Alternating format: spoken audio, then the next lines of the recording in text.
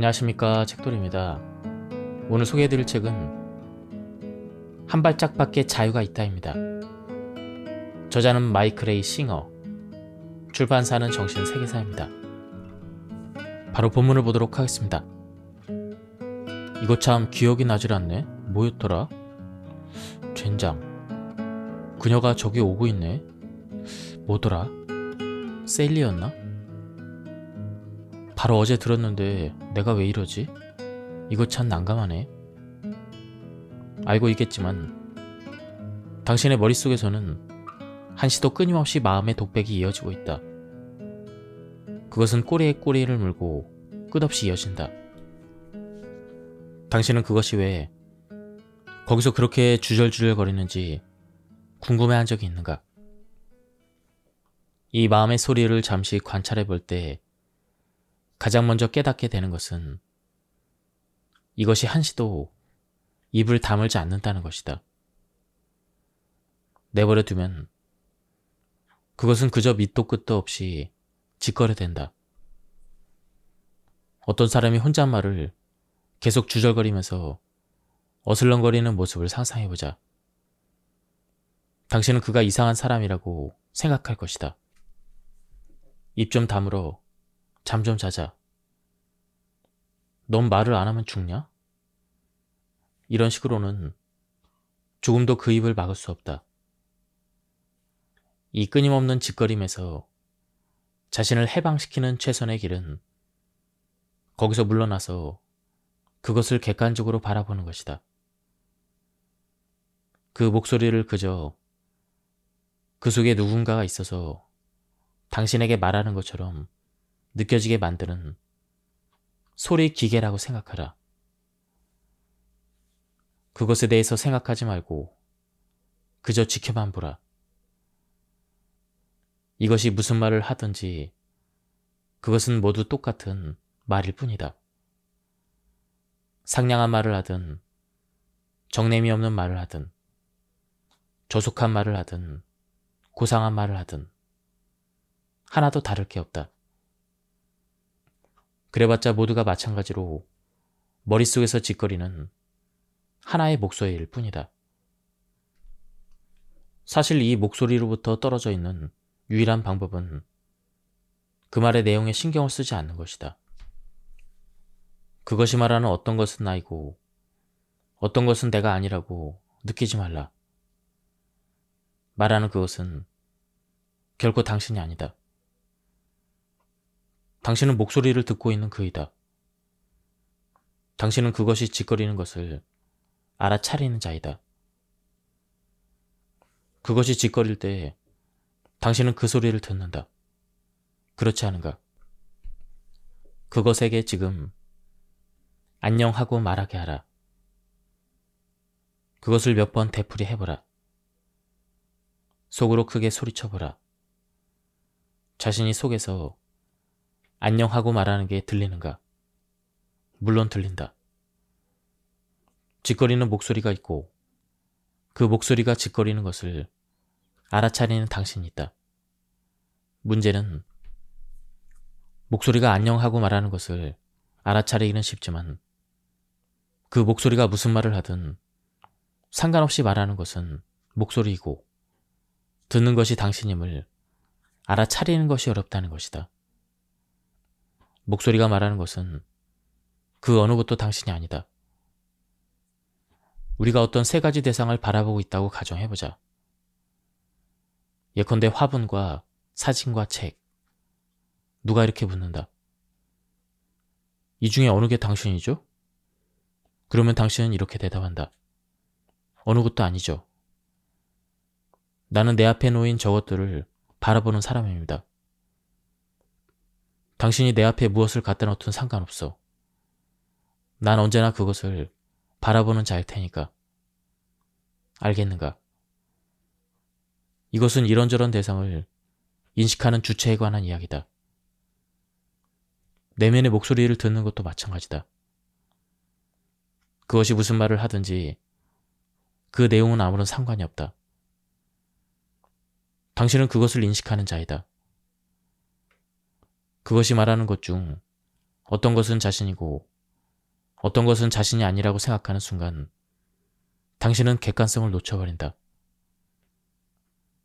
당신은 목소리가 좋게 말하는 쪽이 자기라고 생각하고 싶을 테지만 그것도 매한가지로 짓거리는 목소리일 뿐이다.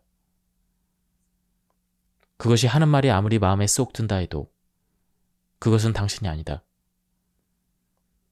진정한 성장을 위해서 당신이 마음의 소리가 아님을, 당신은 그것을 듣는 자임을 깨닫는 것보다 더 중요한 일은 없다.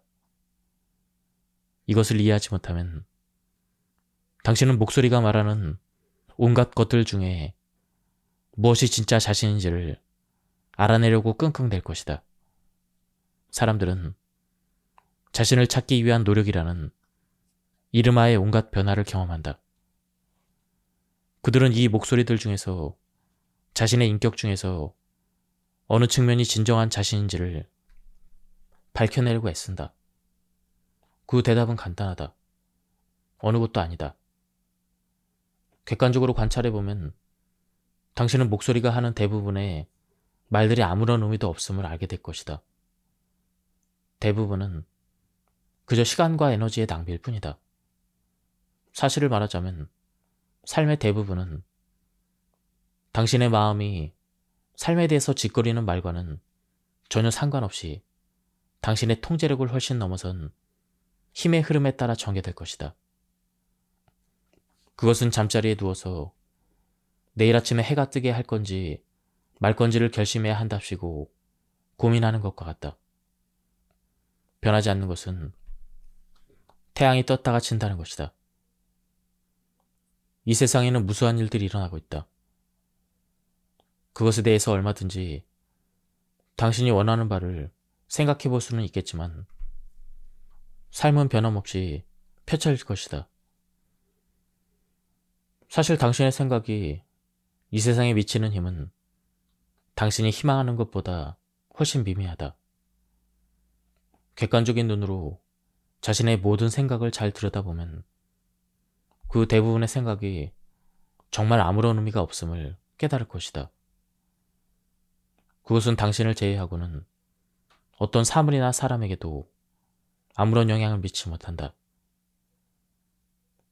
그것은 그저 지금 일어나고 있는 일에 대해서, 과거에 일어나는 일에 대해서, 아니면 앞으로 일어날지도 모를 일에 대해서 당신의 기분이 좋아지거나 아니면 나빠지게 만들고 있을 뿐이다. 내일 아침 비가 오지 않기를 바라면서 시간을 보내는 것은 헛일이다. 당신의 생각은 비를 그치게 하지 못한다. 언젠가는 당신도 마음속에 끊임없는 짓거림이 아무짝에도 쓸모없는 것임을, 그리고 끊임없이 모든 것에 간섭하고 알려고 하는 그것이 다 부질없음을 알게 될 것이다. 그리고 마침내 문제의 진정한 원인은 삶 자체가 아니라는 것을 깨닫게 될 것이다. 문제의 진정한 원인은 삶을 놓고 버리는 마음의 온갖 소동이다. 여기서 중요한 의문이 올라온다. 즉, 내면의 목소리가 하는 말이 그토록 부질없고 의미 없는 것이라면 그것은 애당초 왜 여기 있는 것일까? 이 질문에 대한 답의 열쇠는 그것이 말할 때 무엇을 어떤 이유로 하는지를 이해하는 데 있다. 예컨대 어떤 경우 마음의 소리는 물이 끓을 때 주전자가 소리를 내는 것과 같은 이유로 말을 한다. 그러니까 풀어내야 할 에너지가 속에 많이 쌓여 있는 것이다. 객관적으로 잘 관찰해보면 마음속에 불안하고 두려워하는 에너지나 욕망의 에너지가 쌓였을 때는 이 목소리가 극도로 활발해진다. 당신이 누군가에게 화가 나서 야단을 쳐주고 싶을 때 이것을 쉽게 관찰할 수가 있다. 그는 실제로 만나기도 전에 벌써 내면의 목소리가 얼마나 여러 차례 야단을 쳐내고 있는지 살펴보자. 마음속에 에너지가 쌓이면 그것으로 뭔가를 하고 싶어진다. 목소리가 짓거리는 것은 마음이 편하지 않기 때문이고 쥐꼬림은 그 불편한 에너지를 풀어준다. 하지만 특별히 거슬리는 것이 없을 때조차 목소리는 여전히 쥐꼬리고 있다는 것을 발견할 것이다. 당신이 그저 생각을 하고 있을 때는 어떤 생각이든 마음속에서 마음대로 만들어낼 수가 있다. 그리고 이 생각들은 목소리로 표현된다. 당신은 마음의 놀이터에 죽치고 앉아서 생각을 만들어내고 주물럭거리는 일에 매우 익숙하다. 이 내면의 세계는 당신이 지배할 수 있는 하나의 대체 환경이다. 하지만 외부 세계는 자체의 법칙에 발맞추어 행진한다. 목소리가 외부 세계를 당신에게 해설해 줄 때 그 생각들은 이제 당신의 다른 모든 생각과 뒤섞여서 주변 세계에 대한 당신의 경험에 물을 들인다. 결국 당신이 경험하는 것은 여과되지 않은 있는 그대로의 진짜 세계가 아니라 당신의 해석에 따른 당신만의 세계인 것이다. 외부 세계 경험에 대한 이 마음의 조작은 있는 그대로의 현실에 대한 완충작용을 한다. 예컨대 한순간에 당신이 보는 것은 무수히 많지만 목소리는 그중 단지 몇 가지만을 중개한다.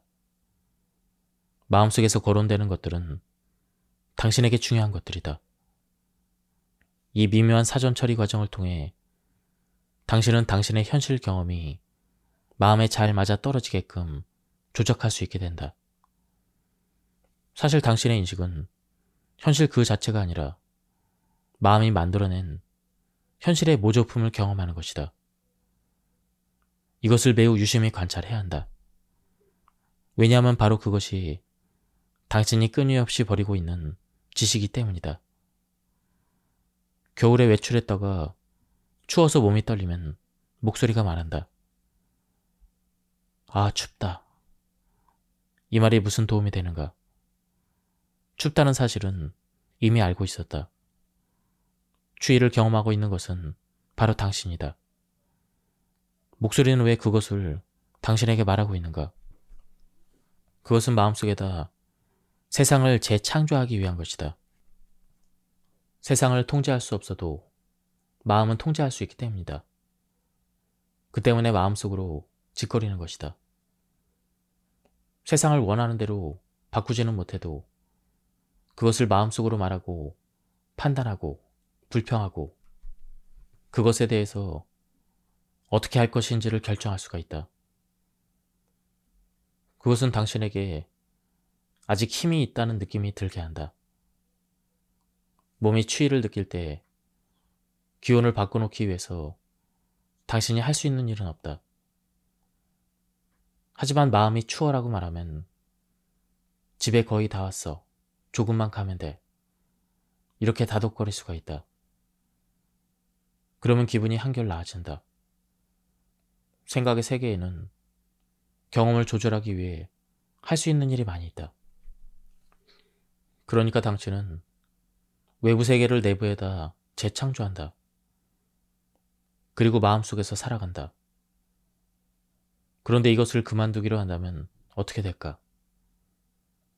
세상에 대한 해설을 중단하고 그냥 의식적으로 그것을 관찰하기만 한다면 당신은 문이 활짝 열리고 무방비로 노출되어 있는 느낌을 받게 될 것이다.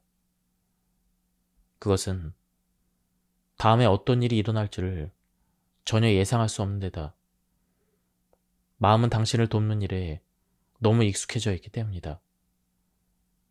마음은 현재의 경험을 처리하여 그것이 당신의 과거에 대한 견해와 미래에 대한 전망에 맞아 떨어지도록 조작을 해준다. 이 모든 것이 최소한 겉보기에는 만사 통제되고 있는 듯한 느낌이 들도록 만들어주는 것이다. 마음이 이렇게 하지 않으면 당신은 당장 불안에 빠진다. 대부분의 사람들에게 현실은 불편할 정도로 현실적이어서 마음으로서 그 현실을 순하게 길들여야만 한다. 개인의 진정한 성장이란 불안해하면서 보호를 요청하는 자기 안의 어떤 부분을 극복해내는 일에 관한 문제이다. 이것은 속에서 짓거리는 목소리가 아니다. 그 목소리를 알아차리는 그것이 바로 당신임을 끊임없이 스스로 상기시키는 작업을 통해서 해낼 수가 있다. 이것이 탈출로이다. 당신이 늘 자신에게 자신에 대해서 말을 하고 있다는 사실을 아는 내면의 그는 언제나 말이 없다. 그것은 당신 존재의 심층으로 들어가는 문이다. 짓거리는 목소리를 지켜보고 있는 자신을 인식하는 것은 환상적인 내면의 여행을 향한 문턱을 넘는 첫걸음이다. 잘 이용하기만 하면 근심과 혼란과 온갖 신경증의 근원이었던 그 마음의 소리를 진정한 영적 각성의 발판으로 바꿔놓을 수가 있다. 목소리를 지켜보는 그를 알면 당신은 창조의 가장 깊은 비밀을 알게 될 것이다. 내면의 성장은 자신에 대해서 생각하기를 그치는 것이 평화와 만족을 찾는 유일한 기름을 깨닫느냐 마느냐에 전적으로 달려있다. 마음속에서 늘 짓거리고 있는 그 나는 결코 만족을 찾지 못한다는 것을 마침내 깨달을 때 당신은 성장을 시작할 준비가 된 것이다. 나는 늘 뭔가로 골치를 썩힌다. 정직하게 말해보자. 최근 들어 정말 아무런 문제도 없었던 때가 언제인가? 현재의 문제로 골치를 썩히기 전에는 다른 문제가 있었다. 그리고 현명한 사람이라면 이 문제가 지나가면 다른 문제가 생기리라는 것도 알 수가 있다. 결국 문제에 에워싸여 있는 마음속의 그 부분으로부터 해방되기 전에는 결코 문제로부터 자유로워질 수가 없는 것이다. 문제 때문에 혼란스러울 때 이걸 어떻게 해야 하지? 이렇게 묻지 말고 이것 때문에 혼란스러워하고 있는 것은 나의 어떤 부분일까? 이렇게 물어보자. 이걸 어떻게 해야 되지? 라고 묻는다면 당신은 벌써 문제가 외부에 실제로 존재한다고 믿는 함정에 빠진 것이다. 문제를 눈앞에 두고도 마음이 평안한 경지를 누리고 싶다면 당신은 특정 상황을 문제로 인식하게 되는 원인을 제대로 이해해야만 한다. 어떤 것에 대해서 시기심을 느낀다면 어떻게 자신을 방어하고 보호할까를 궁리하지 말고 이렇게 물어보자. 나의 어떤 부분이 시기심을 느끼는가? 이것이 시기심 때문에 문제를 느끼는 당신의 그 부분을 들여다보게 할 것이다.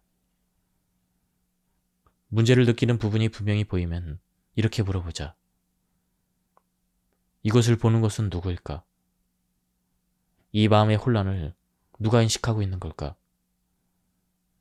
이렇게 묻는 것이 모든 문제의 해결책이다. 혼란을 인식한다는 사실 자체가 당신은 그것이 아님을 뜻한다. 인식이란 주체와 대상이라는 관계가 있어야만 일어날 수 있는 과정이다. 주체는 목격자라고 불리는데 왜냐하면 그것은 일어나는 일을 지켜보는 자이기 때문이다. 대상은 당신이 보는 그것으로 이 경우에는 내면의 혼란이다. 내부의 문제를 객관적으로 지켜보는 태도를 유지하는 것이 외부 상황의 넋을 뺏기는 것보다 언제나 낫다. 이것이 영적인 사람, 곧 내면을 탐구하는 사람과 세속적인 보통 사람의 가장 중요한 차이이다. 세속적이라는 것은 돈이 많다거나 신분이 높은 것을 뜻하는 게 아니라 내부의 문제의 해결책이 외부에 있다고 생각하는 것을 말한다. 당신은 외부의 조건을 바꾸면 문제가 없어지리라고 생각한다. 하지만 지금까지 어느 누구도 외부 조건을 바꿔서 문제를 진정으로 해결한 적이 없다. 언제나 그 다음 문제가 일어난다. 진정하고 유일한 해결책은 지켜보는 의식이 됨으로써 관점을 완전히 바꾸는 것이다. 내면의 자유를 성취하기 위해서는 문제의 넋을 뺏기지 않고 그것을 객관적으로 지켜볼 수 있어야 한다. 문제 속에 빠져들어 있는 동안에는 어떤 해결책도 해결할 수 없다. 문제에 대해서 초조해하거나 두려워하고 화를 내서는 그 상황에 제대로 대처할 수 없다는 것은 삼척동자도 다 아는 사실이다. 그러니 맨 먼저 다뤄야 할 문제는 자신의 반응이다. 상황이 내 마음에 미치는 영향을 다루기 전에는 외부의 어떤 문제도 해결할 수가 없는 것이다. 대부분의 문제는 겉으로 보이는 것과 같지 않다. 사태를 충분히 들여다보면 진정한 문제는 모든 일과 사사건건 말썽을 일으킬 소지가 바로 당신의 내부에 들어있다는 사실임을 깨달을 것이다. 먼저 해야 될 일은 당신의 그 부분을 처리하는 것이다. 그렇게 하려면 외부의 해결책을 찾는 태도부터 내부의 해결책을 찾는 태도로 마음을 바꿔야 한다. 문제에 대한 해결책은 외부의 조건을 바꾸는 것이라고 생각하는 버릇에서 깨어나와야만 한다.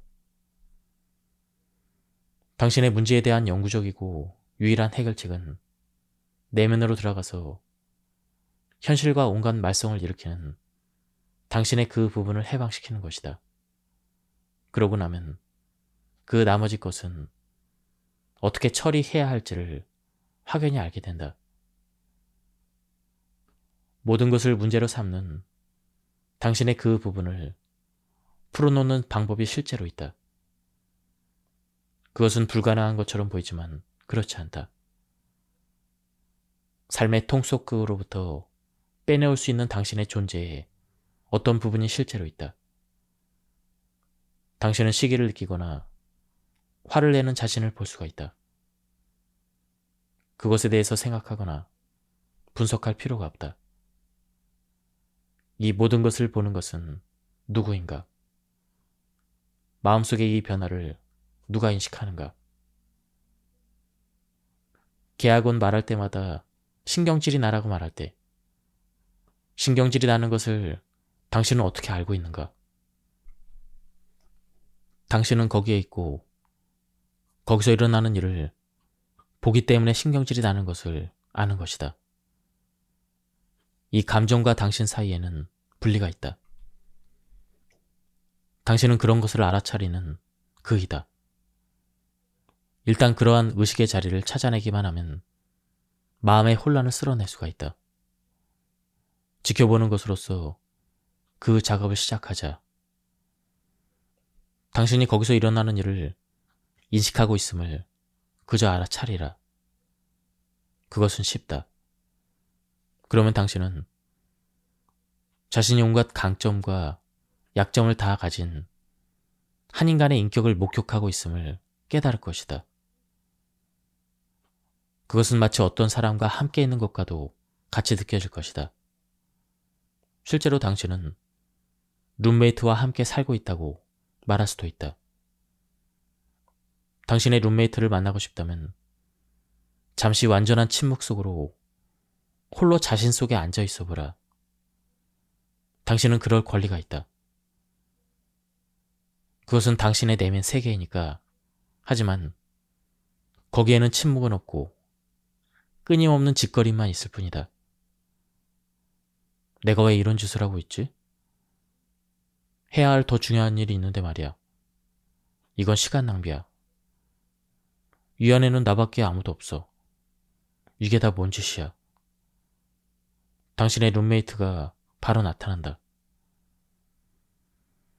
당신은 마음의 침묵을 지키겠다는 분명한 의지를 품었을지 몰라도 룸메이트는 협조해주려 들지 않는다. 그건 당신이 침묵하려고 할 때만이 아니다. 룸메이트는 보는 것마다 입을 댄다. 난 그걸 좋아해. 저건 싫어. 이건 좋고 저건 나쁜 거야. 그는 끊임없이 짓거린다. 대개는 이것을 알아차리지도 못한다. 왜냐하면 거기서 한 걸음 뒤로 물러서 본 일이 없기 때문이다. 그것과 너무나 밀착되어 있어서 자기가 마치 홀린 듯이 그 소리를 듣고 있다는 사실조차 깨닫지 못한다. 하지만 분명한 것은 당신은 혼자가 아니라는 것이다. 당신의 내적인 존재에서는 서로 뚜렷이 구별되는 두 측면이 있다. 첫째는 의식이며 지켜보는 자이며 의지의 중심인 당신이고, 둘째는 당신이 지켜보는 그것이다. 문제는 당신이 지켜보는 그 부분은 결코 입을 다물 줄 모른다는 것이다. 그 부분을 잠시 동안이라도 어떻게 없애버릴 수만 있다면 그 고요와 평화는 당신이 가져본 적이 없는 가장 황홀한 안식이 될 것이다. 아직도 이런 자각에 도달하지 못했다면 그저 지켜보기만을 시작하라. 하루 동안 당신의 룸메이트가 하는 짓을 낱낱이 지켜보자. 아침부터 시작해서 그것이 어떤 상황에서 무슨 말을 하는지를 모두 알아차릴 수 있는지를 살펴보자. 누군가를 만날 때마다, 전화벨이 울릴 때마다 그저 지켜보도록 노력하자. 그것의 짓거림을 지켜보기 좋을 때는 샤워를 할 때이다. 그 목소리가 뭐라고 하는지를 그저 지켜보라. 당신이 평화롭게 샤워만 할 수 있도록 그것이 결코 내버려 두지 않는다는 것을 깨닫게 될 것이다. 샤워는 몸을 씻으려는 것이지 마음이 끊임없이 짓거리는 꼴을 구경하려는 것이 아니다. 샤워를 다 마칠 때까지 자신이 깨어있는 의식으로서 실제로 일어나는 일들을 다 알아차릴 수 있는지 지켜보자. 당신은 목격한 사실에 충격을 받을 것이다. 그것은 이 생각에서 저 생각으로 마치 널뛰듯이 뛰어다닌다. 이 끊임없는 짓거림은 너무나 미친 듯해서 그게 항상 그 짓을 벌이고 있다는 것 자체를 믿을 수가 없다. 거기서 해방되고 싶다면 그것을 지켜봐야 한다. 그것에 대해서 아무것도 할 필요는 없다. 다만 당신이 처한 공경을 지혜롭게 바라봐야 한다. 자신이 마음속에 룸메이트와 화목하게 지내지 못하고 있음을 깨달아야 한다. 그것이 얌전하게 지내기를 바란다면 이 상황을 바로잡아야 할 것이다. 룸메이트가 정말 어떤 존재인지를 알아내는 방법은 그것을 외부적으로 인격화하는 것이다. 당신의 룸메이트가 몸을 가지고 있다고 상상해보자. 내부에서 짓거리는 이 인격체를 외부로부터 말을 걸어오는 한 사람으로 상상하자. 이제 그 사람이 내면의 목소리가 하는 모든 말을 하고 있다고 상상하자. 그리고 그 사람과 하루를 보낸다. 당신은 좋아하는 TV쇼를 보려고 막 소파에 앉았다. 그러면 이 사람도 바로 곁에 같이 앉는다. 이제 속으로 늘 들려오던 똑같은 독백을 듣게 될 것이다.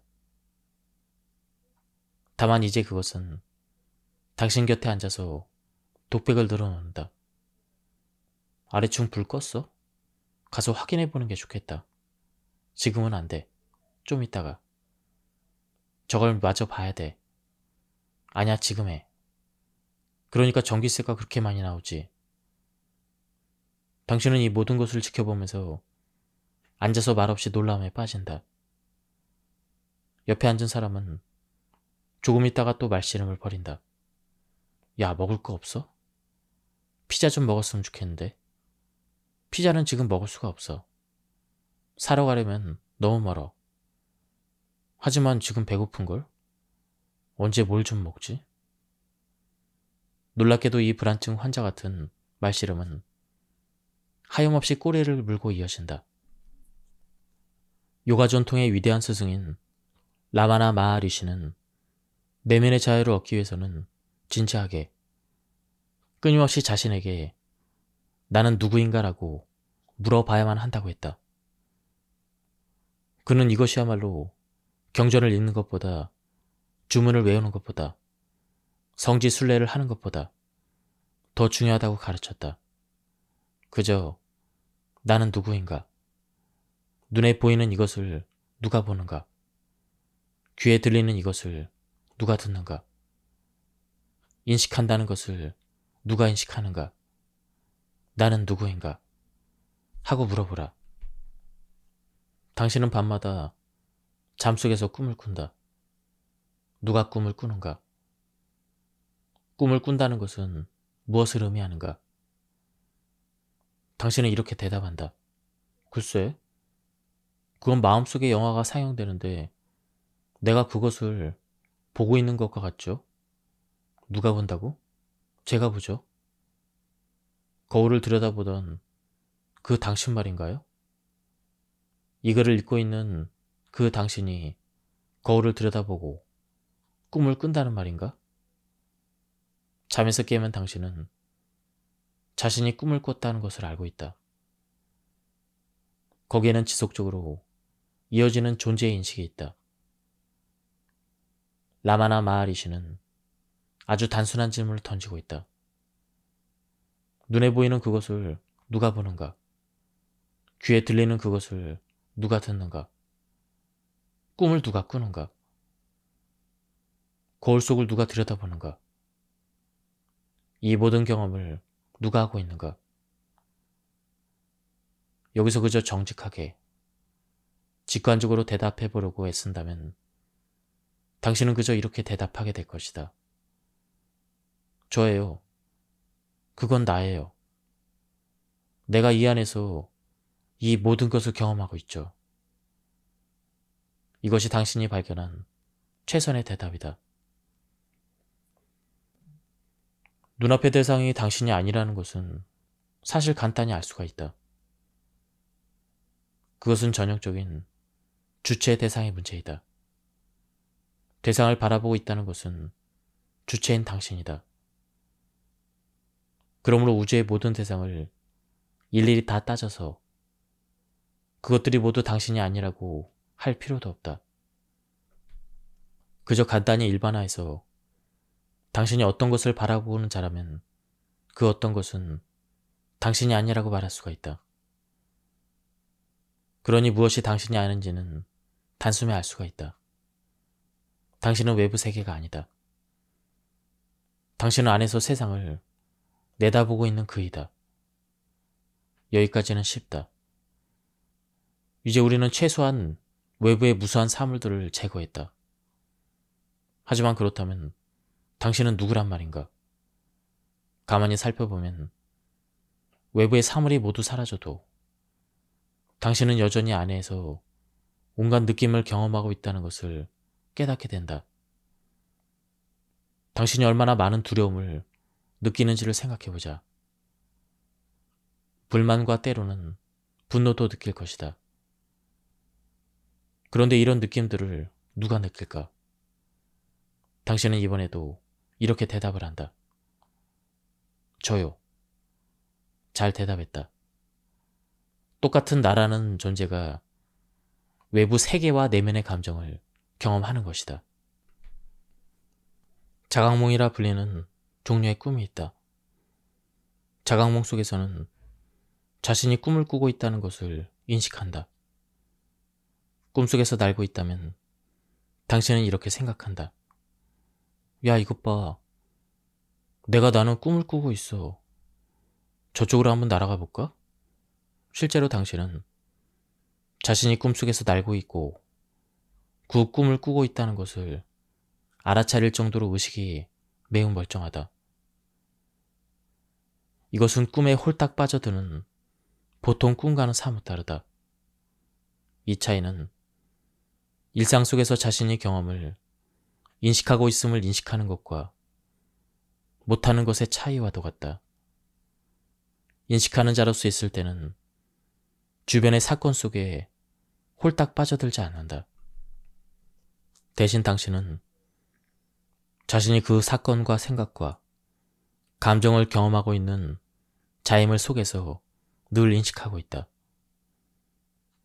이와 같은 의식 상태에서 하나의 생각이 일어나면 당신은 그 속의 넋을 뺏기지 않고 자신이 그 생각을 하는 자임을 알고 있다. 당신은 깨어있다. 이것은 매우 흥미로운 의문을 제기한다.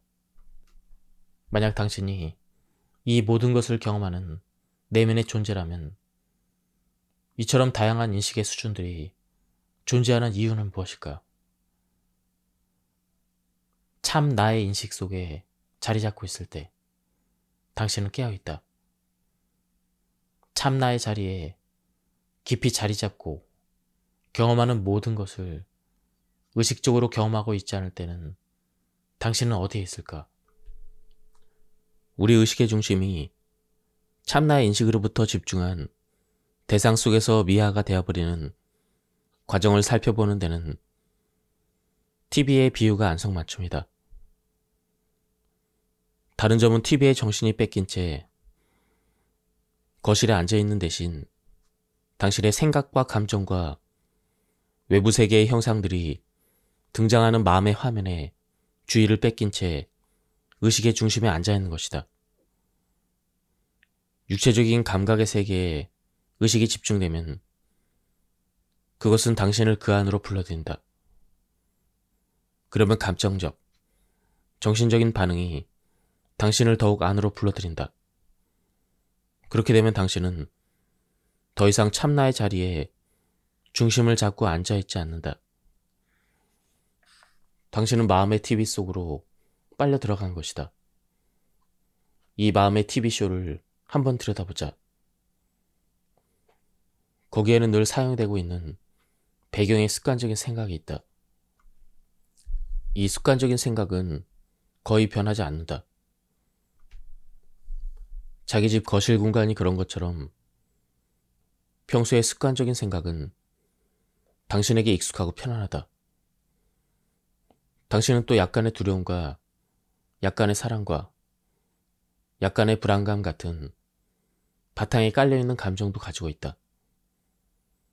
당신은 어떤 일이 일어나면 그 중에 어떤 감정이 부풀어 올라서 당신의 인식을 지배할지를 알고 있다. 하지만 그것도 결국은 평소의 상태대로 되돌아간다.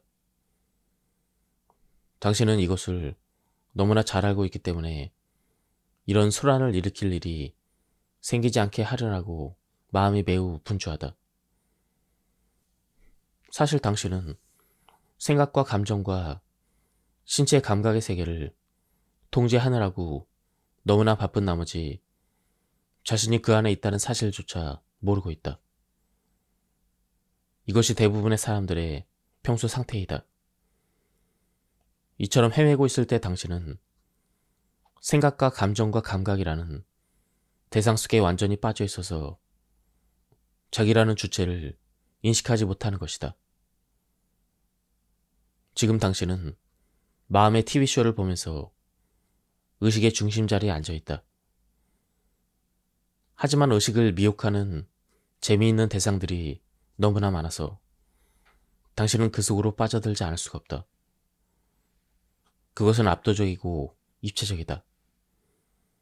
당신을 온통 둘러싸고 있다. 생각과 감정뿐만 아니라 시각, 후각, 미각, 촉각 등 모든 감각이 당신을 에워싼다.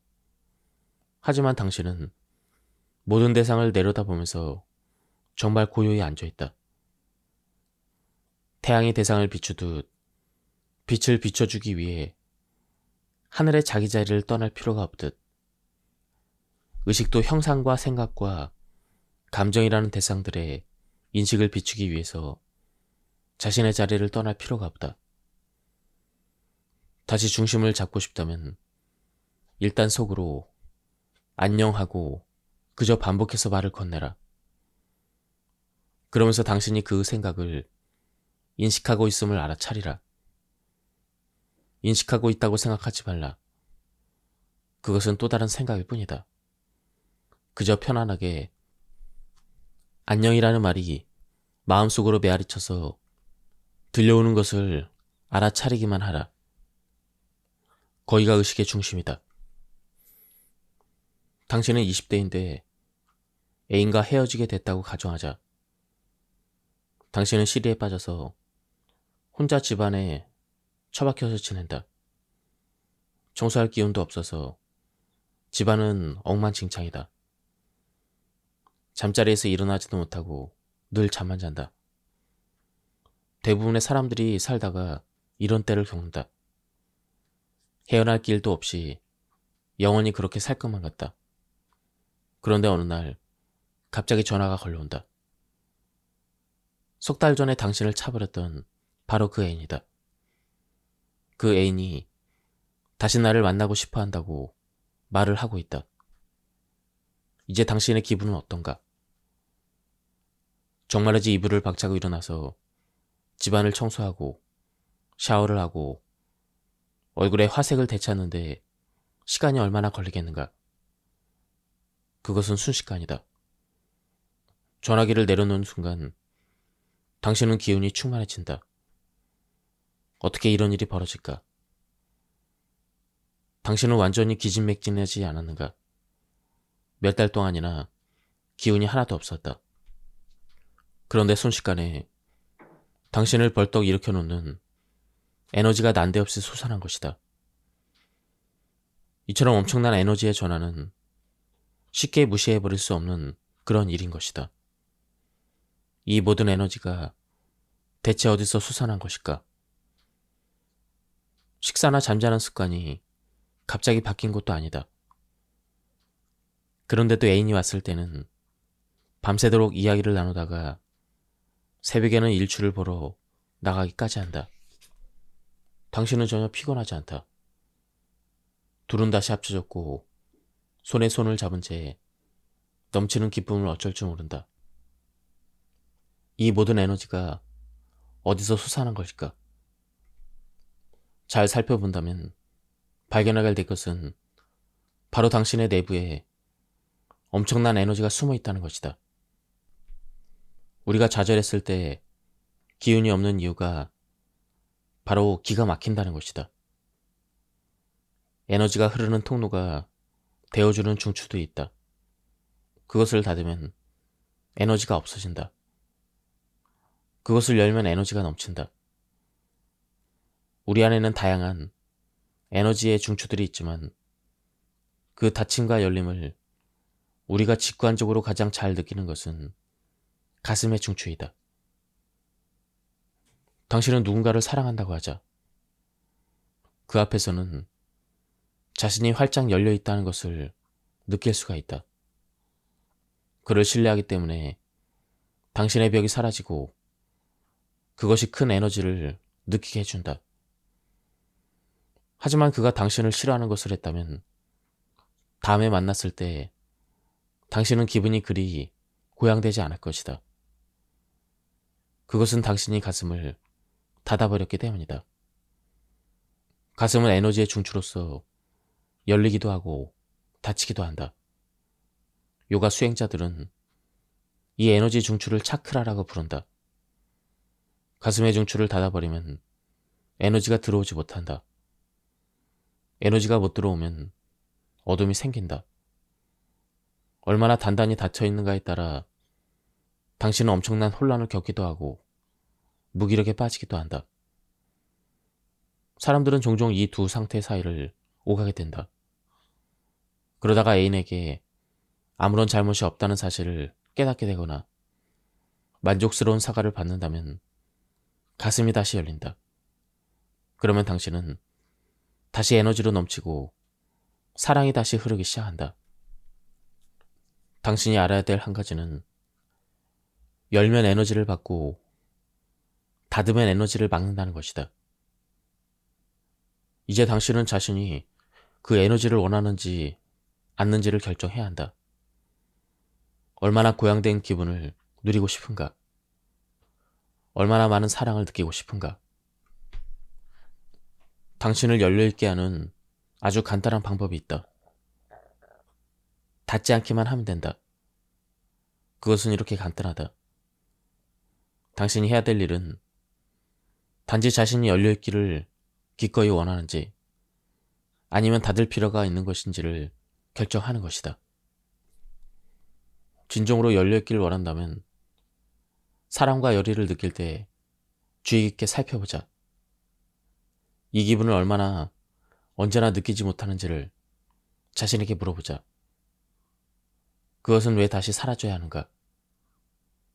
대답은 분명하다.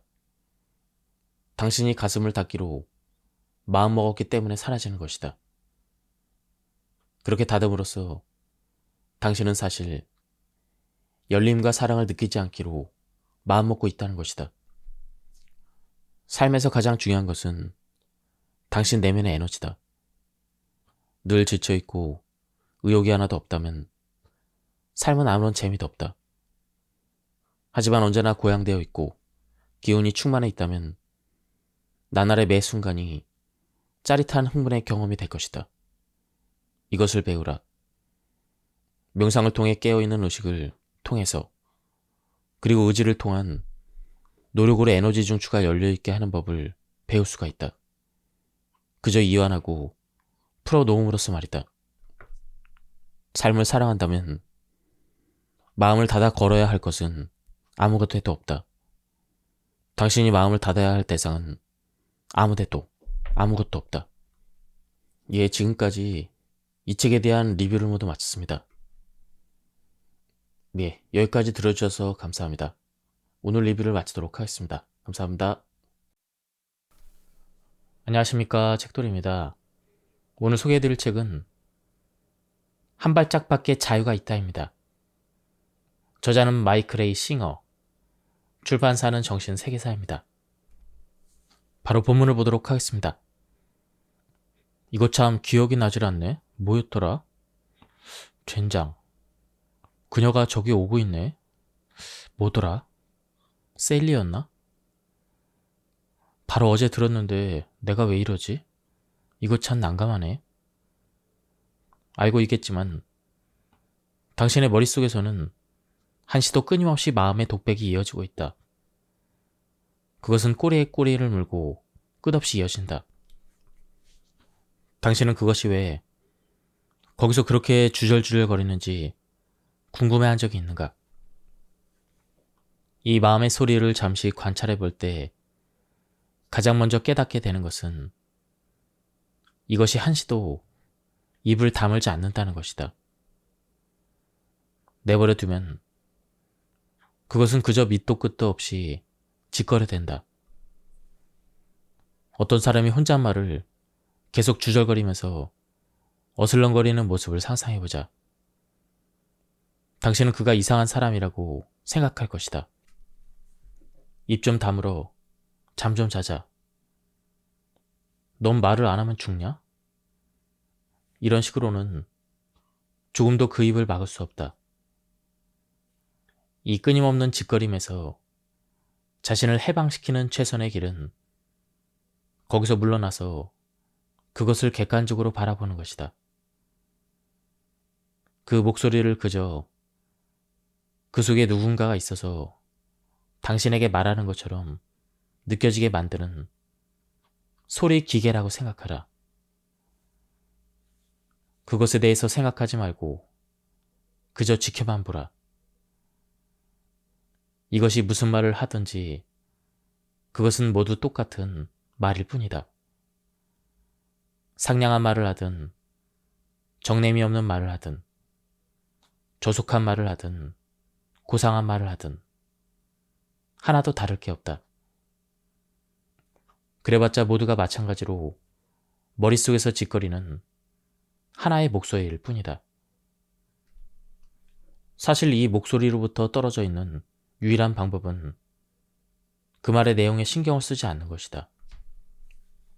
그것이 말하는 어떤 것은 나이고 어떤 것은 내가 아니라고 느끼지 말라. 말하는 그것은 결코 당신이 아니다. 당신은 목소리를 듣고 있는 그이다. 당신은 그것이 짓거리는 것을 알아차리는 자이다. 그것이 짓거릴 때 당신은 그 소리를 듣는다. 그렇지 않은가? 그것에게 지금 안녕하고 말하게 하라. 그것을 몇 번 되풀이 해보라. 속으로 크게 소리쳐보라. 자신이 속에서 안녕하고 말하는 게 들리는가? 물론 들린다. 짓거리는 목소리가 있고 그 목소리가 짓거리는 것을 알아차리는 당신이 있다.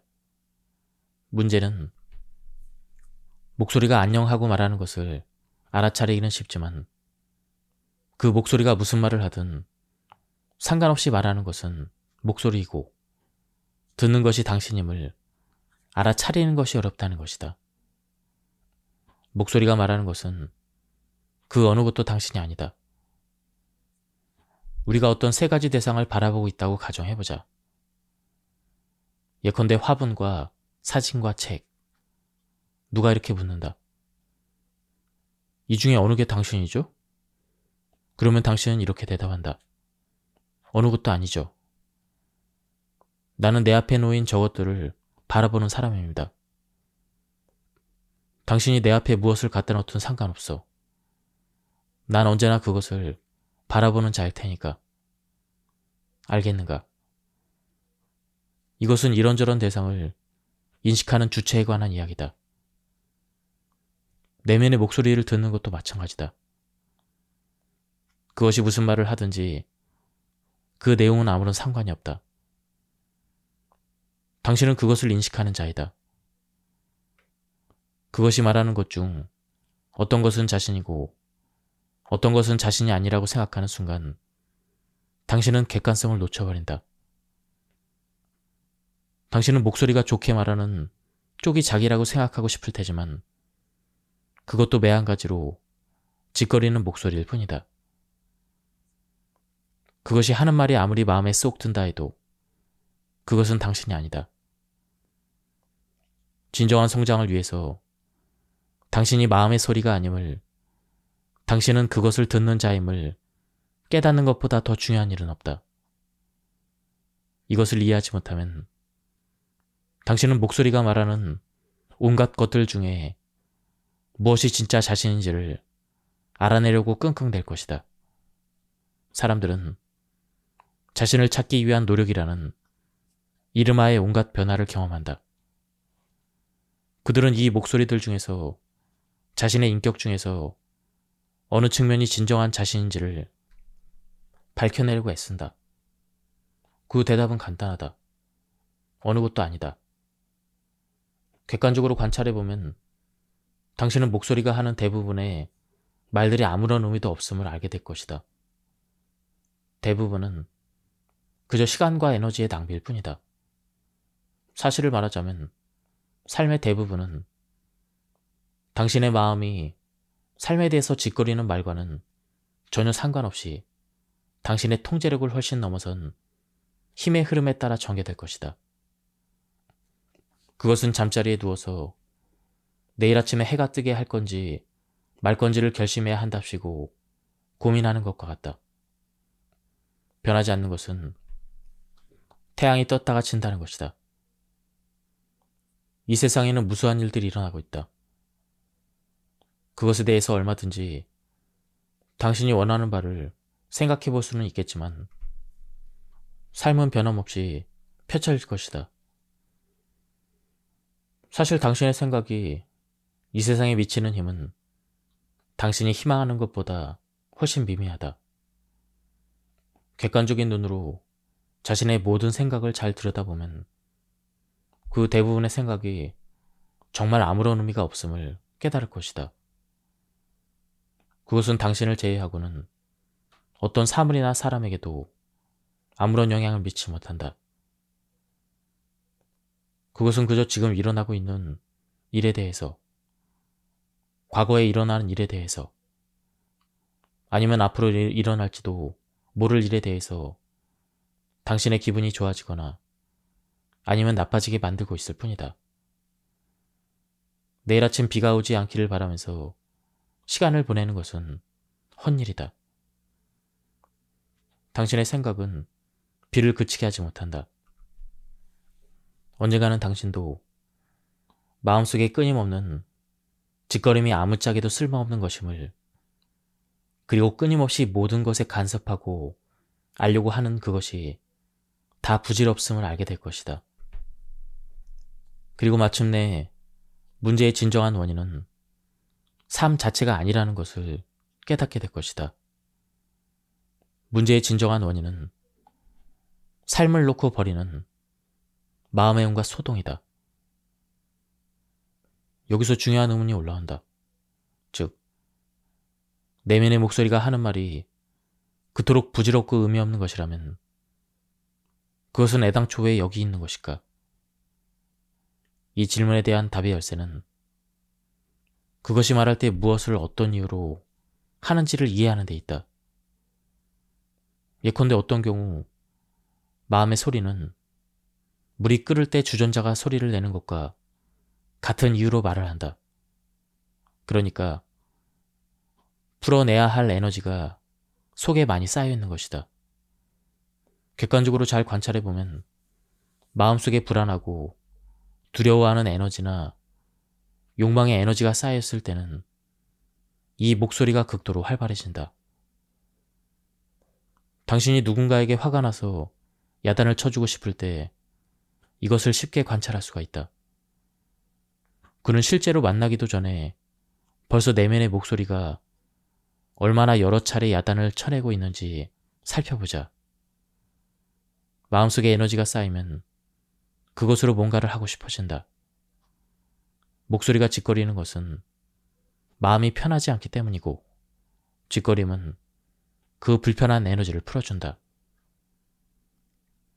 하지만 특별히 거슬리는 것이 없을 때조차 목소리는 여전히 짓거리고 있다는 것을 발견할 것이다. 당신이 그저 생각을 하고 있을 때는 어떤 생각이든 마음속에서 마음대로 만들어낼 수가 있다. 그리고 이 생각들은 목소리로 표현된다. 당신은 마음의 놀이터에 죽치고 앉아서 생각을 만들어내고 주물럭거리는 일에 매우 익숙하다. 이 내면의 세계는 당신이 지배할 수 있는 하나의 대체 환경이다. 하지만 외부 세계는 자체의 법칙에 발맞추어 행진한다. 목소리가 외부 세계를 당신에게 해설해 줄 때 그 생각들은 이제 당신의 다른 모든 생각과 뒤섞여서 주변 세계에 대한 당신의 경험에 물을 들인다. 결국 당신이 경험하는 것은 여과되지 않은 있는 그대로의 진짜 세계가 아니라 당신의 해석에 따른 당신만의 세계인 것이다. 외부 세계 경험에 대한 이 마음의 조작은 있는 그대로의 현실에 대한 완충작용을 한다. 예컨대 한순간에 당신이 보는 것은 무수히 많지만 목소리는 그중 단지 몇 가지만을 중개한다. 마음속에서 거론되는 것들은 당신에게 중요한 것들이다. 이 미묘한 사전 처리 과정을 통해 당신은 당신의 현실 경험이 마음에 잘 맞아 떨어지게끔 조작할 수 있게 된다. 사실 당신의 인식은 현실 그 자체가 아니라 마음이 만들어낸 현실의 모조품을 경험하는 것이다. 이것을 매우 유심히 관찰해야 한다. 왜냐하면 바로 그것이 당신이 끊임없이 버리고 있는 지식이기 때문이다. 겨울에 외출했다가 추워서 몸이 떨리면 목소리가 말한다. 아, 춥다. 이 말이 무슨 도움이 되는가? 춥다는 사실은 이미 알고 있었다. 추위를 경험하고 있는 것은 바로 당신이다. 목소리는 왜 그것을 당신에게 말하고 있는가? 그것은 마음속에다 세상을 재창조하기 위한 것이다. 세상을 통제할 수 없어도 마음은 통제할 수 있기 때문이다. 그 때문에 마음속으로 짓거리는 것이다. 세상을 원하는 대로 바꾸지는 못해도 그것을 마음속으로 말하고 판단하고 불평하고 그것에 대해서 어떻게 할 것인지를 결정할 수가 있다. 그것은 당신에게 아직 힘이 있다는 느낌이 들게 한다. 몸이 추위를 느낄 때 기온을 바꿔놓기 위해서 당신이 할 수 있는 일은 없다. 하지만 마음이 추워라고 말하면 집에 거의 다 왔어. 조금만 가면 돼. 이렇게 다독거릴 수가 있다. 그러면 기분이 한결 나아진다.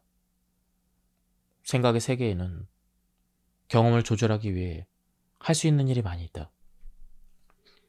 그러니까 당신은 외부 세계를 내부에다 재창조한다. 그리고 마음속에서 살아간다. 그런데 이것을 그만두기로 한다면 어떻게 될까?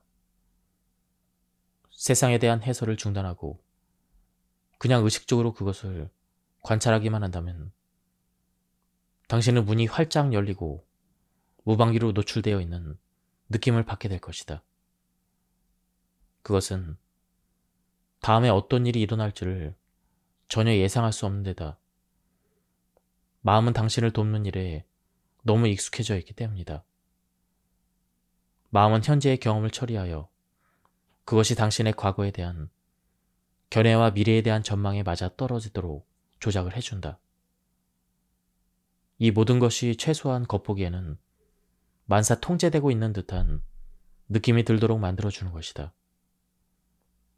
마음이 이렇게 하지 않으면 당신은 당장 불안에 빠진다. 대부분의 사람들에게 현실은 불편할 정도로 현실적이어서 마음으로서 그 현실을 순하게 길들여야만 한다. 개인의 진정한 성장이란 불안해하면서 보호를 요청하는 자기 안의 어떤 부분을 극복해내는 일에 관한 문제다. 이것은 속에서 짓거리는 목소리가 아니다. 그 목소리를 알아차리는 그것이 바로 당신임을 끊임없이 스스로 상기시키는 작업을 통해서 해낼 수가 있다. 이것이 탈출로이다. 당신이 늘 자신에게 자신에 대해서 말을 하고 있다는 사실을 아는 내면의 그는 언제나 말이 없다. 그것은 당신 존재의 심층으로 들어가는 문이다. 짓거리는 목소리를 지켜보고 있는 자신을 인식하는 것은 환상적인 내면의 여행을 향한 문턱을 넘는 첫걸음이다. 잘 이용하기만 하면 근심과 혼란과 온갖 신경증의 근원이었던 그 마음의 소리를 진정한 영적 각성의 발판으로 바꿔놓을 수가 있다. 목소리를 지켜보는 그를 알면 당신은 창조의 가장 깊은 비밀을 알게 될 것이다. 내면의 성장은 자신에 대해서 생각하기를 그치는 것이 평화와 만족을 찾는 유일한 기름을 깨닫느냐 마느냐에 전적으로 달려있다. 마음속에서 늘 짓거리고 있는 그 나는 결코 만족을 찾지 못한다는 것을 마침내 깨달을 때 당신은 성장을 시작할 준비가 된 것이다. 나는 늘 뭔가로 골치를 썩힌다. 정직하게 말해보자. 최근 들어 정말 아무런 문제도 없었던 때가 언제인가? 현재의 문제로 골치를 썩히기 전에는 다른 문제가 있었다. 그리고 현명한 사람이라면 이 문제가 지나가면 다른 문제가 생기리라는 것도 알 수가 있다. 결국 문제에 에워싸여 있는 마음속의 그 부분으로부터 해방되기 전에는 결코 문제로부터 자유로워질 수가 없는 것이다. 문제 때문에 혼란스러울 때 이걸 어떻게 해야 하지? 이렇게 묻지 말고 이것 때문에 혼란스러워하고 있는 것은 나의 어떤 부분일까? 이렇게 물어보자. 이걸 어떻게 해야 되지? 라고 묻는다면 당신은 벌써 문제가 외부에 실제로 존재한다고 믿는 함정에 빠진 것이다. 문제를 눈앞에 두고도 마음이 평안한 경지를 누리고 싶다면 당신은 특정 상황을 문제로 인식하게 되는 원인을 제대로 이해해야만 한다. 어떤 것에 대해서 시기심을 느낀다면 어떻게 자신을 방어하고 보호할까를 궁리하지 말고 이렇게 물어보자. 나의 어떤 부분이 시기심을 느끼는가? 이것이 시기심 때문에 문제를 느끼는 당신의 그 부분을 들여다보게 할 것이다.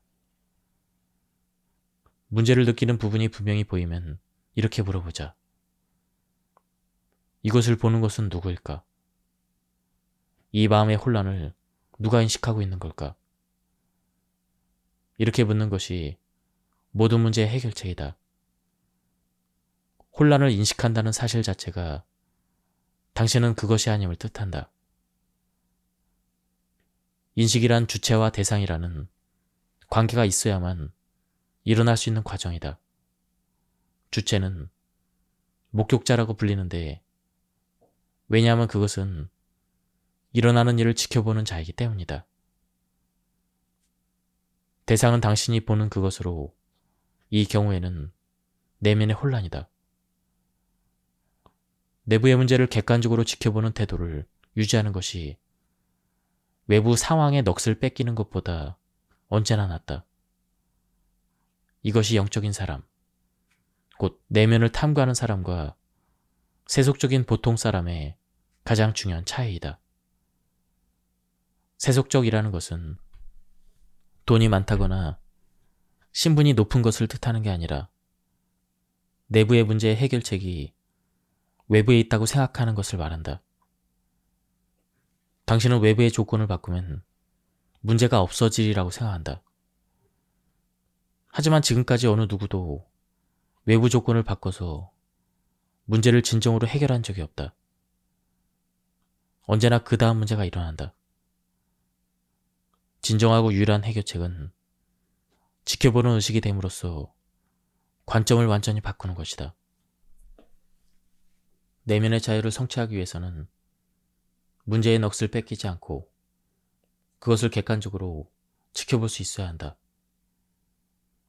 문제 속에 빠져들어 있는 동안에는 어떤 해결책도 해결할 수 없다.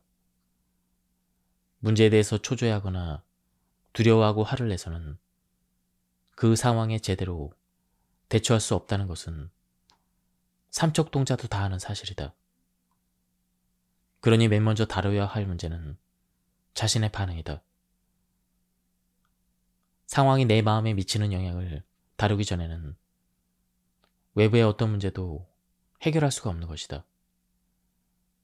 대부분의 문제는 겉으로 보이는 것과 같지 않다. 사태를 충분히 들여다보면 진정한 문제는 모든 일과 사사건건 말썽을 일으킬 소지가 바로 당신의 내부에 들어있다는 사실임을 깨달을 것이다. 먼저 해야 될 일은 당신의 그 부분을 처리하는 것이다. 그렇게 하려면 외부의 해결책을 찾는 태도부터 내부의 해결책을 찾는 태도로 마음을 바꿔야 한다. 문제에 대한 해결책은 외부의 조건을 바꾸는 것이라고 생각하는 버릇에서 깨어나야만 한다. 당신의 문제에 대한 영구적이고 유일한 해결책은 내면으로 들어가서 현실과 온갖 말썽을 일으키는 당신의 그 부분을 해방시키는 것이다. 그러고 나면 그 나머지 것은 어떻게 처리해야 할지를 확연히 알게 된다. 모든 것을 문제로 삼는 당신의 그 부분을 풀어놓는 방법이 실제로 있다.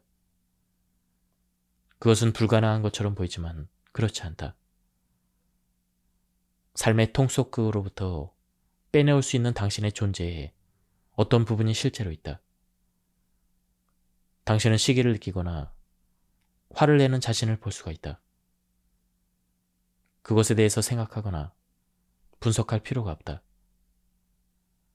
이 모든 것을 보는 것은 누구인가? 마음속의 이 변화를 누가 인식하는가?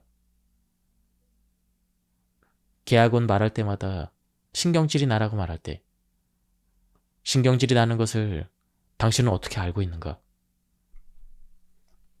당신은 거기에 있고 거기서 일어나는 일을 보기 때문에 신경질이 나는 것을 아는 것이다. 이 감정과 당신 사이에는 분리가 있다. 당신은 그런 것을 알아차리는 그이다.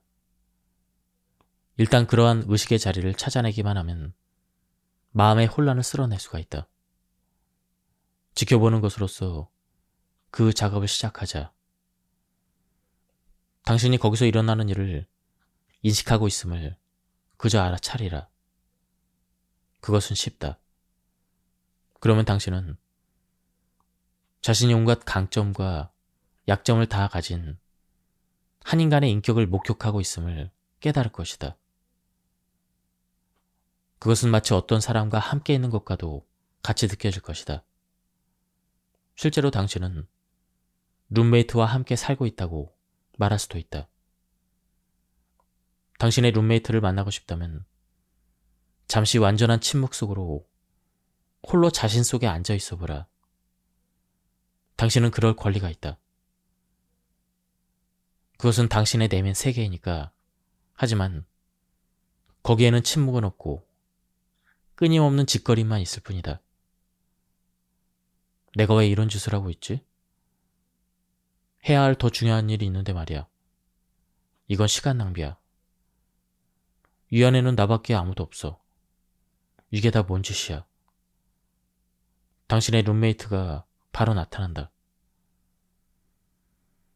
당신은 마음의 침묵을 지키겠다는 분명한 의지를 품었을지 몰라도 룸메이트는 협조해주려 들지 않는다. 그건 당신이 침묵하려고 할 때만이 아니다. 룸메이트는 보는 것마다 입을 댄다. 난 그걸 좋아해. 저건 싫어. 이건 좋고 저건 나쁜 거야. 그는 끊임없이 짓거린다. 대개는 이것을 알아차리지도 못한다. 왜냐하면 거기서 한 걸음 뒤로 물러서 본 일이 없기 때문이다. 그것과 너무나 밀착되어 있어서 자기가 마치 홀린 듯이 그 소리를 듣고 있다는 사실조차 깨닫지 못한다. 하지만 분명한 것은 당신은 혼자가 아니라는 것이다. 당신의 내적인 존재에서는 서로 뚜렷이 구별되는 두 측면이 있다. 첫째는 의식이며 지켜보는 자이며 의지의 중심인 당신이고, 둘째는 당신이 지켜보는 그것이다. 문제는 당신이 지켜보는 그 부분은 결코 입을 다물 줄 모른다는 것이다. 그 부분을 잠시 동안이라도 어떻게 없애버릴 수만 있다면 그 고요와 평화는 당신이 가져본 적이 없는 가장 황홀한 안식이 될 것이다. 아직도 이런 자각에 도달하지 못했다면 그저 지켜보기만을 시작하라. 하루 동안 당신의 룸메이트가 하는 짓을 낱낱이 지켜보자. 아침부터 시작해서 그것이 어떤 상황에서 무슨 말을 하는지를 모두 알아차릴 수 있는지를 살펴보자. 누군가를 만날 때마다, 전화벨이 울릴 때마다 그저 지켜보도록 노력하자. 그것의 짓거림을 지켜보기 좋을 때는 샤워를 할 때이다. 그 목소리가 뭐라고 하는지를 그저 지켜보라. 당신이 평화롭게 샤워만 할 수 있도록 그것이 결코 내버려 두지 않는다는 것을 깨닫게 될 것이다. 샤워는 몸을 씻으려는 것이지 마음이 끊임없이 짓거리는 꼴을 구경하려는 것이 아니다. 샤워를 다 마칠 때까지 자신이 깨어있는 의식으로서 실제로 일어나는 일들을 다 알아차릴 수 있는지 지켜보자. 당신은 목격한 사실에 충격을 받을 것이다. 그것은 이 생각에서 저 생각으로 마치 널뛰듯이 뛰어다닌다. 이 끊임없는 짓거림은 너무나 미친 듯해서 그게 항상 그 짓을 벌이고 있다는 것 자체를 믿을 수가 없다. 거기서 해방되고 싶다면 그것을 지켜봐야 한다. 그것에 대해서 아무것도 할 필요는 없다. 다만 당신이 처한 공경을 지혜롭게 바라봐야 한다. 자신이 마음속에 룸메이트와 화목하게 지내지 못하고 있음을 깨달아야 한다. 그것이 얌전하게 지내기를 바란다면 이 상황을 바로잡아야 할 것이다. 룸메이트가 정말 어떤 존재인지를 알아내는 방법은 그것을 외부적으로 인격화하는 것이다. 당신의 룸메이트가 몸을 가지고 있다고 상상해보자. 내부에서 짓거리는 이 인격체를 외부로부터 말을 걸어오는 한 사람으로 상상하자. 이제 그 사람이 내면의 목소리가 하는 모든 말을 하고 있다고 상상하자. 그리고 그 사람과 하루를 보낸다. 당신은 좋아하는 TV쇼를 보려고 막 소파에 앉았다. 그러면 이 사람도 바로 곁에 같이 앉는다. 이제 속으로 늘 들려오던 똑같은 독백을 듣게 될 것이다. 다만 이제 그것은 당신 곁에 앉아서 독백을 늘어놓는다. 아래층 불 껐어? 가서 확인해보는 게 좋겠다. 지금은 안 돼. 좀 이따가. 저걸 마저 봐야 돼. 아니야, 지금 해. 그러니까 전기세가 그렇게 많이 나오지. 당신은 이 모든 것을 지켜보면서 앉아서 말없이 놀라움에 빠진다.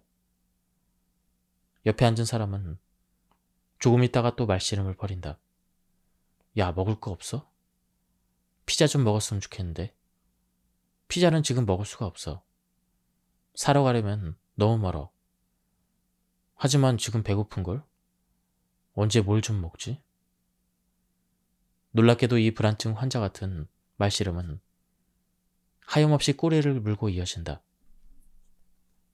요가 전통의 위대한 스승인 라마나 마하리시는 내면의 자유를 얻기 위해서는 진지하게 끊임없이 자신에게 나는 누구인가라고 물어봐야만 한다고 했다.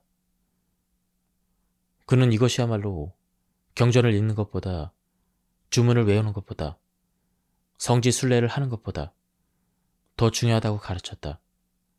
그저 나는 누구인가? 눈에 보이는 이것을 누가 보는가?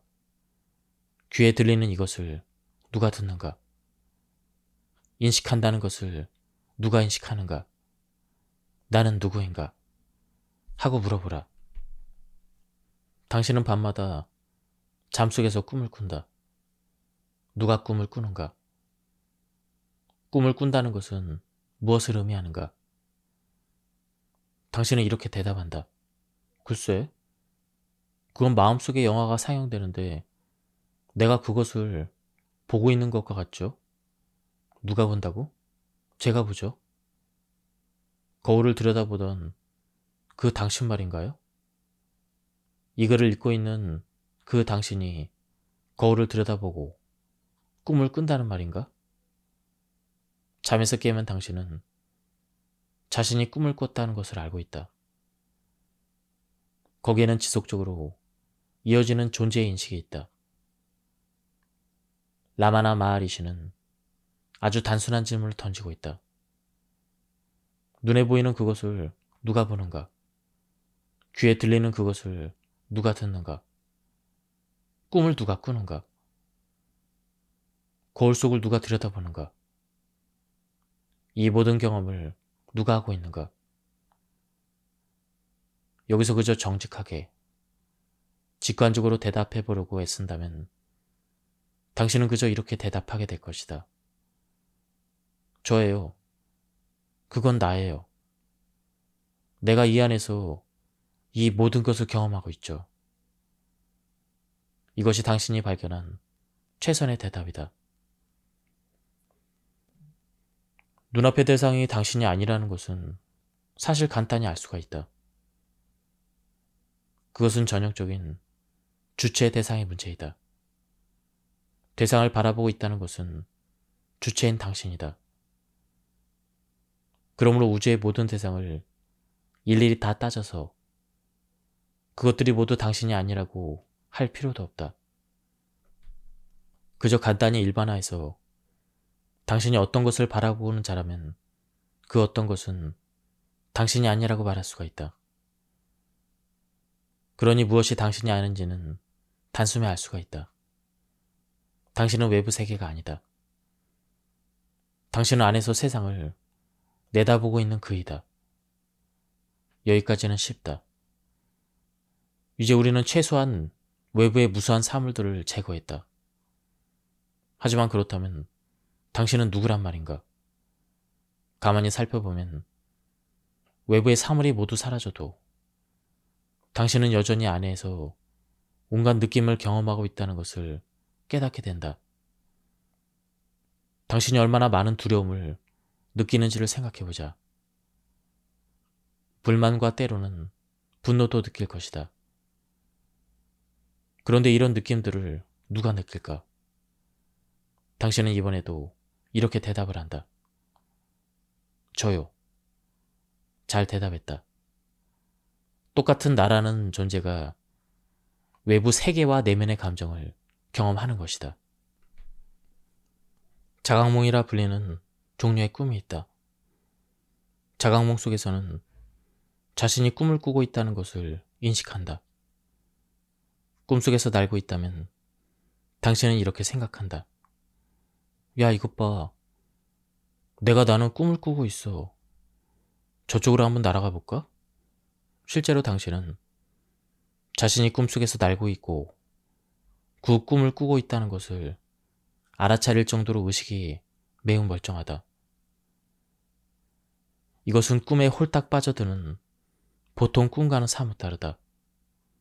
이 차이는 일상 속에서 자신의 경험을 인식하고 있음을 인식하는 것과 못하는 것의 차이와도 같다. 인식하는 자로서 있을 때는 주변의 사건 속에 홀딱 빠져들지 않는다. 대신 당신은 자신이 그 사건과 생각과 감정을 경험하고 있는 자임을 속에서 늘 인식하고 있다. 이와 같은 의식 상태에서 하나의 생각이 일어나면 당신은 그 속의 넋을 뺏기지 않고 자신이 그 생각을 하는 자임을 알고 있다. 당신은 깨어있다. 이것은 매우 흥미로운 의문을 제기한다. 만약 당신이 이 모든 것을 경험하는 내면의 존재라면 이처럼 다양한 인식의 수준들이 존재하는 이유는 무엇일까? 참 나의 인식 속에 자리 잡고 있을 때 당신은 깨어있다. 참 나의 자리에 깊이 자리 잡고 경험하는 모든 것을 의식적으로 경험하고 있지 않을 때는 당신은 어디에 있을까? 우리 의식의 중심이 참나의 인식으로부터 집중한 대상 속에서 미화가 되어버리는 과정을 살펴보는 데는 TV의 비유가 안성맞춤이다. 다른 점은 TV의 정신이 뺏긴 채 거실에 앉아있는 대신 당신의 생각과 감정과 외부 세계의 형상들이 등장하는 마음의 화면에 주의를 뺏긴 채 의식의 중심에 앉아있는 것이다. 육체적인 감각의 세계에 의식이 집중되면 그것은 당신을 그 안으로 불러들인다. 그러면 감정적, 정신적인 반응이 당신을 더욱 안으로 불러들인다. 그렇게 되면 당신은 더 이상 참나의 자리에 중심을 잡고 앉아있지 않는다. 당신은 마음의 TV 속으로 빨려 들어간 것이다. 이 마음의 TV쇼를 한번 들여다보자. 거기에는 늘 사용되고 있는 배경의 습관적인 생각이 있다. 이 습관적인 생각은 거의 변하지 않는다. 자기 집 거실 공간이 그런 것처럼 평소의 습관적인 생각은 당신에게 익숙하고 편안하다. 당신은 또 약간의 두려움과 약간의 사랑과 약간의 불안감 같은 바탕에 깔려있는 감정도 가지고 있다. 당신은 어떤 일이 일어나면 그 중에 어떤 감정이 부풀어 올라서 당신의 인식을 지배할지를 알고 있다. 하지만 그것도 결국은 평소의 상태대로 되돌아간다. 당신은 이것을 너무나 잘 알고 있기 때문에 이런 소란을 일으킬 일이 생기지 않게 하려고 마음이 매우 분주하다. 사실 당신은 생각과 감정과 신체 감각의 세계를 통제하느라고 너무나 바쁜 나머지 자신이 그 안에 있다는 사실조차 모르고 있다. 이것이 대부분의 사람들의 평소 상태이다. 이처럼 헤매고 있을 때 당신은 생각과 감정과 감각이라는 대상 속에 완전히 빠져 있어서 자기라는 주체를 인식하지 못하는 것이다. 지금 당신은 마음의 TV쇼를 보면서 의식의 중심 자리에 앉아 있다. 하지만 의식을 미혹하는 재미있는 대상들이 너무나 많아서 당신은 그 속으로 빠져들지 않을 수가 없다. 그것은 압도적이고 입체적이다. 당신을 온통 둘러싸고 있다. 생각과 감정뿐만 아니라 시각, 후각, 미각, 촉각 등 모든 감각이 당신을 에워싼다. 하지만 당신은 모든 대상을 내려다보면서 정말 고요히 앉아있다. 태양이 대상을 비추듯 빛을 비춰주기 위해 하늘의 자기 자리를 떠날 필요가 없듯 의식도 형상과 생각과 감정이라는 대상들의 인식을 비추기 위해서 자신의 자리를 떠날 필요가 없다. 다시 중심을 잡고 싶다면 일단 속으로 안녕하고 그저 반복해서 말을 건네라. 그러면서 당신이 그 생각을 인식하고 있음을 알아차리라. 인식하고 있다고 생각하지 말라. 그것은 또 다른 생각일 뿐이다. 그저 편안하게 안녕이라는 말이 마음속으로 메아리쳐서 들려오는 것을 알아차리기만 하라. 거기가 의식의 중심이다. 당신은 20대인데 애인과 헤어지게 됐다고 가정하자. 당신은 시리에 빠져서 혼자 집안에 처박혀서 지낸다. 청소할 기운도 없어서 집안은 엉망진창이다. 잠자리에서 일어나지도 못하고 늘 잠만 잔다. 대부분의 사람들이 살다가 이런 때를 겪는다. 헤어날 길도 없이 영원히 그렇게 살 것만 같다. 그런데 어느 날 갑자기 전화가 걸려온다. 석 달 전에 당신을 차버렸던 바로 그 애인이다. 그 애인이 다시 나를 만나고 싶어 한다고 말을 하고 있다. 이제 당신의 기분은 어떤가? 정말이지 이불을 박차고 일어나서 집안을 청소하고 샤워를 하고 얼굴에 화색을 되찾는데 시간이 얼마나 걸리겠는가? 그것은 순식간이다. 전화기를 내려놓는 순간 당신은 기운이 충만해진다. 어떻게 이런 일이 벌어질까? 당신은 완전히 기진맥진하지 않았는가? 몇 달 동안이나 기운이 하나도 없었다. 그런데 순식간에 당신을 벌떡 일으켜놓는 에너지가 난데없이 솟아난 것이다. 이처럼 엄청난 에너지의 전환은 쉽게 무시해버릴 수 없는 그런 일인 것이다. 이 모든 에너지가 대체 어디서 솟아난 것일까? 식사나 잠자는 습관이 갑자기 바뀐 것도 아니다. 그런데도 애인이 왔을 때는 밤새도록 이야기를 나누다가 새벽에는 일출을 보러 나가기까지 한다. 당신은 전혀 피곤하지 않다. 둘은 다시 합쳐졌고 손에 손을 잡은 채 넘치는 기쁨을 어쩔 줄 모른다. 이 모든 에너지가 어디서 솟아난 것일까? 잘 살펴본다면 발견하게 될 것은 바로 당신의 내부에 엄청난 에너지가 숨어 있다는 것이다. 우리가 좌절했을 때 기운이 없는 이유가 바로 기가 막힌다는 것이다. 에너지가 흐르는 통로가 되어주는 중추도 있다. 그것을 닫으면 에너지가 없어진다. 그것을 열면 에너지가 넘친다. 우리 안에는 다양한 에너지의 중추들이 있지만 그 닫힘과 열림을 우리가 직관적으로 가장 잘 느끼는 것은 가슴의 중추이다. 당신은 누군가를 사랑한다고 하자. 그 앞에서는 자신이 활짝 열려 있다는 것을 느낄 수가 있다. 그를 신뢰하기 때문에 당신의 벽이 사라지고 그것이 큰 에너지를 느끼게 해준다. 하지만 그가 당신을 싫어하는 것을 했다면 다음에 만났을 때 당신은 기분이 그리 고양되지 않을 것이다. 그것은 당신이 가슴을 닫아버렸기 때문이다. 가슴은 에너지의 중추로서 열리기도 하고 닫히기도 한다. 요가 수행자들은 이 에너지 중추를 차크라라고 부른다.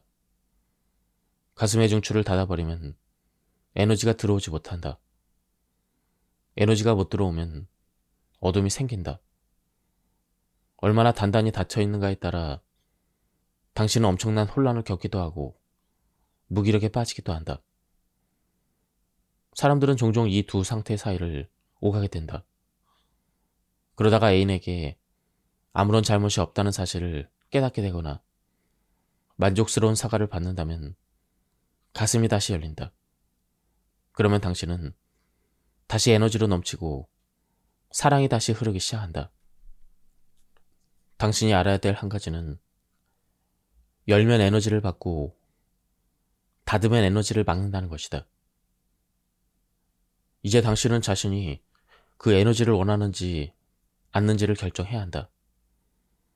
얼마나 고양된 기분을 누리고 싶은가? 얼마나 많은 사랑을 느끼고 싶은가?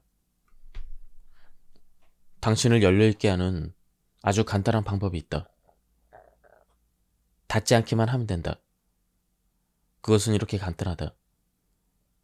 당신이 해야 될 일은 단지 자신이 열려있기를 기꺼이 원하는지 아니면 닫을 필요가 있는 것인지를 결정하는 것이다.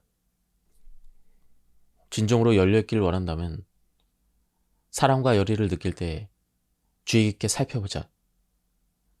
이 기분을 얼마나 언제나 느끼지 못하는지를 자신에게 물어보자. 그것은 왜 다시 사라져야 하는가?